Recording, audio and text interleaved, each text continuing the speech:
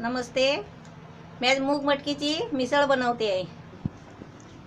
ही मूग मटकी आहे, मोड आलेले आहेत. कारण 2 दिवस झाले आहेत भिजवून बांधून ठेवून त्याला असे मोड येतात. आणि ती रोज ती गटली बांधून ती भिजवत राहायची असते आणि मग तसे 2 दिवस झाले की असे मोड येतात. आता मी याची मिसळ बनवते आहे. त्याच्यासाठी हे लागणारं साहित्य आहे. हे थोडेसे शेंगदाणे घ्यायचे, म्हणजे थोडासा घट्टपणा यायला, कारण मिसळ पातळ असते.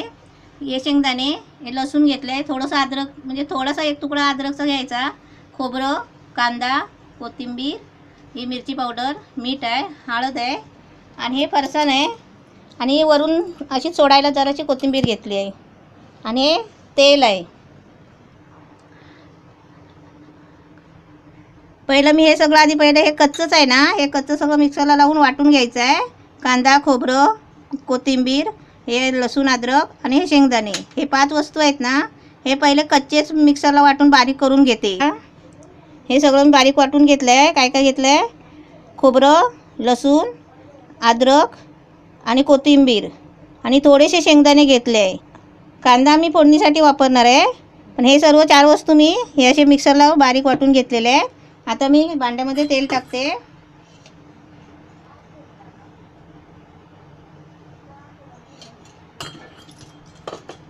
गॅस जरा फास्ट करते आता आणि त्याच्यामध्ये हा कांदा टाकते. कांदा फ्राय करायचा आहे पहिला.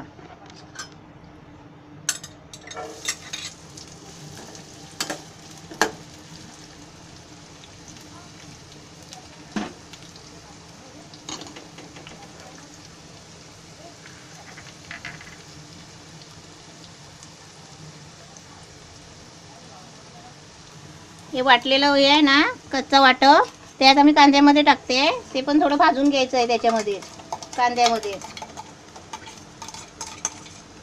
हे भांडवून आधी टाकायचं नाही पाणी, ते मी नंतर पाणी टाकणार आहे. हे मसाला टाकलाय ना, आपण कांद्यामध्ये असं चांगलं भाजून घ्यायचं आहे. वास बघा किती मस्त येतो आहे. कारण मिसळ आहे ना, मिसळ बनवायची आहे.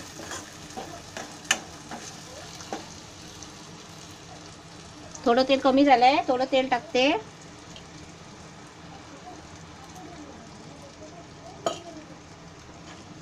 ही आपली कशी घरगुती मिसळ, हॉटेलमध्ये असते ती वेगळी असते.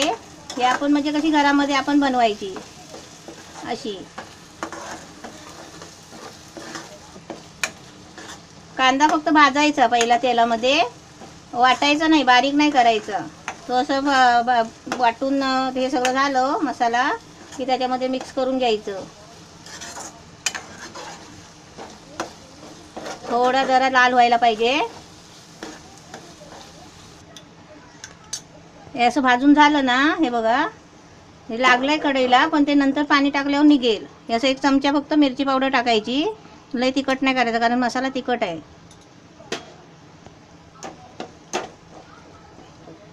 थोडी हळद टाकते आणि आता त्याच्यामध्ये ही मूग मटकी टाकणार आहे. टाकते.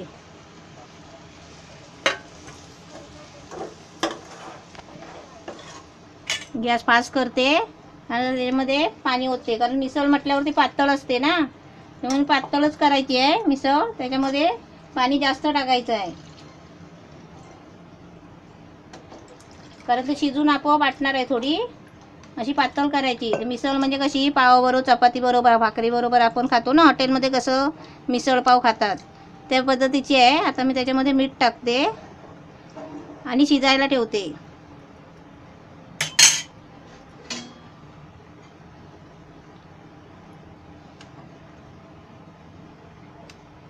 मीठ कसं आपल्याला लागतं तेवढंच टाकायचं. झालं. आता हे शिजायला ठेवते झाकण मारून. आपल्याला जास्त पातळ पाहिजे तर आपण जास्त पाणी टाकू शकतो असं, कारण ते मिसळ आहे, ती शिजून पातळ होणार आहे.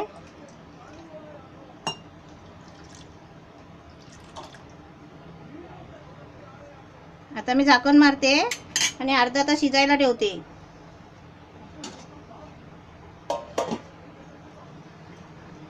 हे बघा असा कड आला पाहिजे.